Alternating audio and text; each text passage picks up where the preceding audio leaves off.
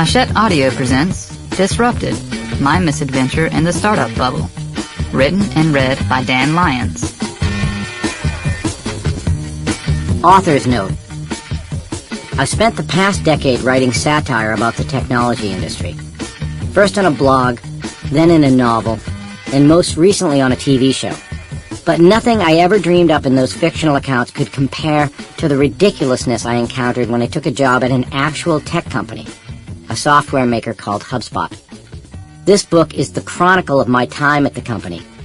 And it's not satire. Everything in Disrupted really happened. With some individuals, I have used real names, but in most cases I have invented pseudonyms and nicknames. Some current and former HubSpotters agreed to be interviewed for the book, but only on condition that our conversations remain off the record. Some people were afraid to talk to me at all. At the time, I thought their concerns were silly. But as things turned out, those people may have been right to be afraid.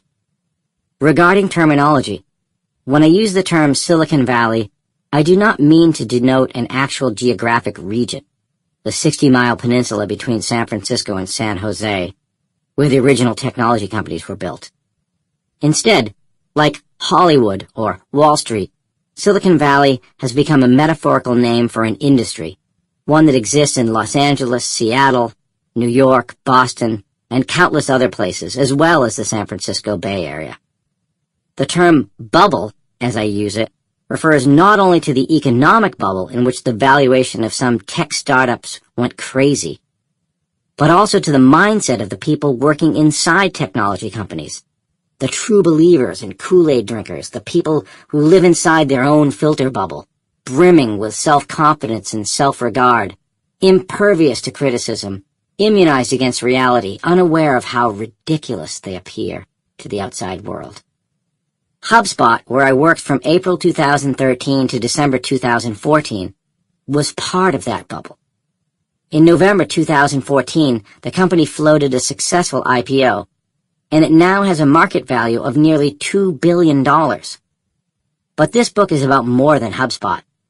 This is a story about what it's like to try to reinvent yourself and start a new career in your 50s, particularly in an industry that is by and large hostile to older workers. It's a story about how work itself has changed, and how some companies that claim to be making the world a better place are in fact doing the opposite. Myths and myth-making are rampant in Silicon Valley. I wrote this book because I wanted to provide a more realistic look at life. Sample complete. Ready to continue?